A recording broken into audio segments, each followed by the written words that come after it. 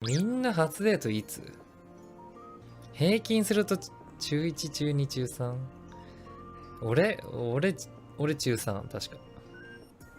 あ、カラス？そうそう。カラス探これしてきて。ったらカラスだべ。やっぱカラスだよな。カラス一択よ。上がってる。どこ？敵？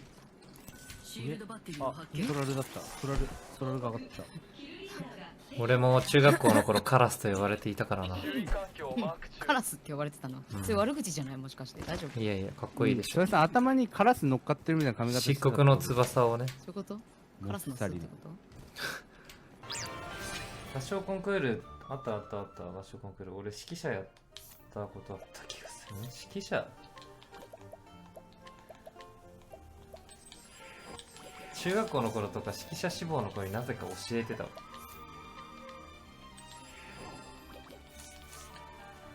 覚えてる。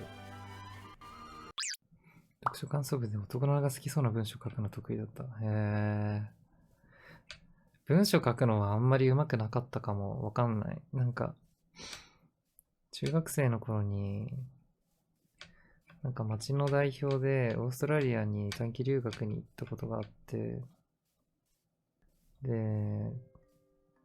なんか交換留学生みたいな制度があったんですよね。で、うちの中学校にもその町内の中学校の中からその枠が決まってて、全部で20人かな。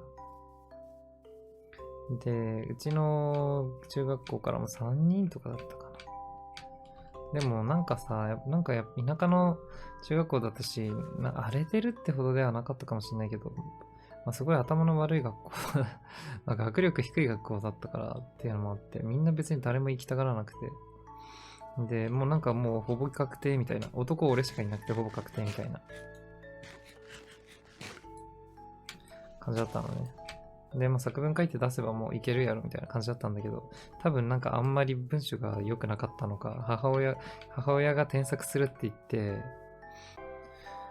で、まあ母親にそれをさ、その添削してもらうって言って、その母親に見せたんですよ。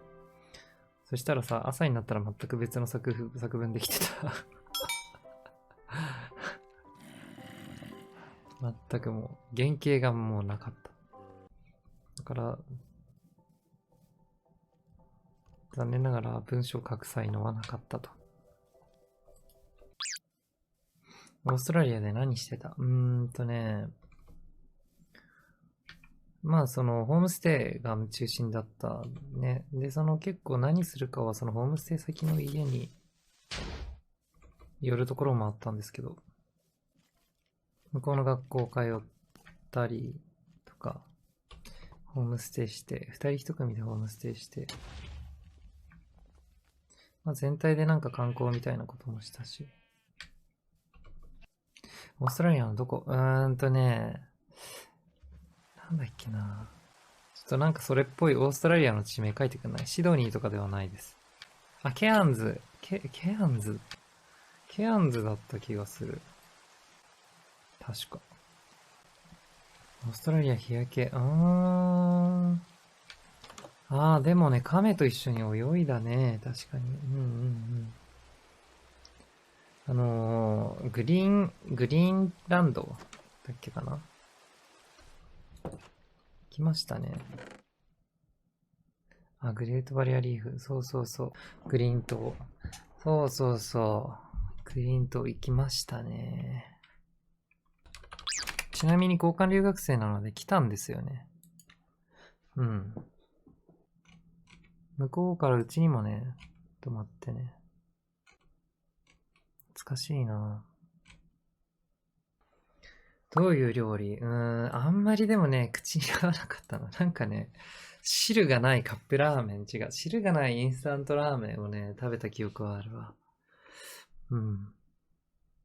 うちに来た。イケメン。まあ、普通にかっこいいと思うんだけど、でもなんか多分、なんじゃろう。まあ、普通の男の子って感じだったかな。ラグビーだっけ？アメフトを見てたな。向こうはアメフト見るんだなって思った。まあでも、友達たくさん行った人たちみんな友達になったし。あさって、公立受験を控えている受験生です。どうしてもネガティブなことを考えてしまいます。モチベを上げるというかネガティブな考えにならないようなアドバイスが欲しいです。まあ、これは俺がよく言うことだけど、どんな人生を選んでも後悔するんで、後悔した時にどんな人生を選んでも後悔してたっていう風にちゃんと考えることじゃない。